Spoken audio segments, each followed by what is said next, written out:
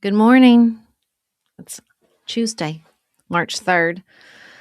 We are back from Texas. I got back at midnight last night and spent all morning preparing for this news brief because we are at war that has rapidly, since the United States first bombed Iran in coordination with the Israeli military, has expanded into a regional conflict. Okay, so we have the U.S. Embassy in Saudi Arabia being attacked by 2 drones.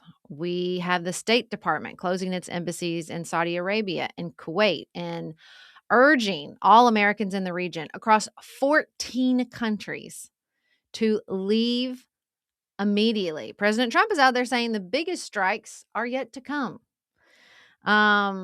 Israel struck Beirut overnight and launched a ground offensive in southern Lebanon. Iran has been aggressively retaliating, hitting Amazon data centers and sending warplanes into the countries of its Gulf neighbors. Qatar reportedly shut down 2 of those planes. We now have 6 U.S. military members killed. The Iranians are reporting over 550 people that have been killed, including a strike on a girls' school where several children were killed. And the geopolitical fallout just continues. The Iranians seem to absolutely, have suffered a huge loss of its top leadership. But they are striking all over the region. 6 Gulf Arab states, including Jordan, Iraq, Israel. They are making this as painful as possible, choking off the Strait of Hormuz, and oil prices are already responding in kind. And they're not seeing a lot of help, I will say, from Russia and China, which I think was always the gamble that they were making. We're not seeing that. But their sort of unprecedented attacks on their Arab neighbors have really escalated this. And why did we strike Iran? Well, who knows? Excellent question. Let's talk about.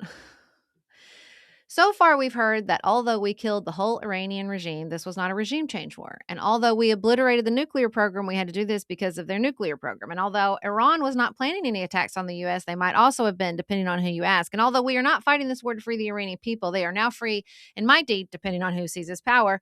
And we have no idea what that will be. The messaging on this thing, to put it mildly, is confusing. Guys, that's Matt Walsh. That was from Matt Walsh. Matt Walsh.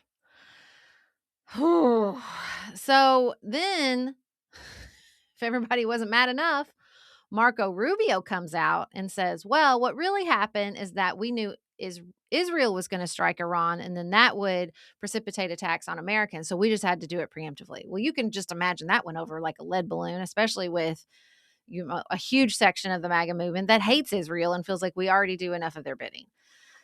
So, and on top of all this, we had a tragic shooting in Austin where the gunman opened fire in a bar, killing 3 people. He was wearing a sweatshirt that said "Property of Allah" and was flying the Iranian, and had a T-shirt with the colors of the Iranian flag on it.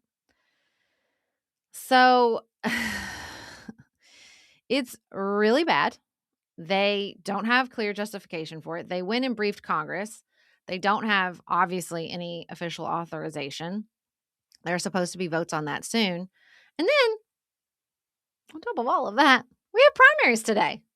We have primaries in Texas, Arkansas, and North Carolina. Of course, the high stakes one that everyone's watching is the Democratic and Republican primary in Texas. On the Democratic side, you have James Tallarico versus Jasmine Crockett. On the Republican side, you have Ken Paxton and Wesley Hunt running against John Cornyn, longtime senator from Texas. Most people anticipate a runoff between the Republicans. We'll see what happens with the Democrats. It's just a lot. There's a lot going on out there, guys. And I have all these stories that we're going to have to tackle tomorrow that I think are really important, and I don't want to get missed in the fog of war, which we're at now. I hope everybody has the best Tuesday available to you.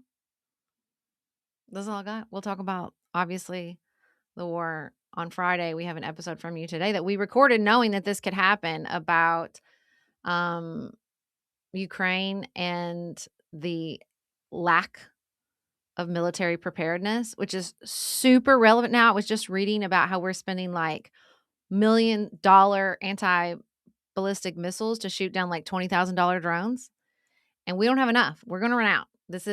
Our stockpiles are in trouble. So hyper relevant. Now, check that out today. I will be back here with you tomorrow trying to cover the stories I couldn't get to today. And until then, keep it nuanced, y'all.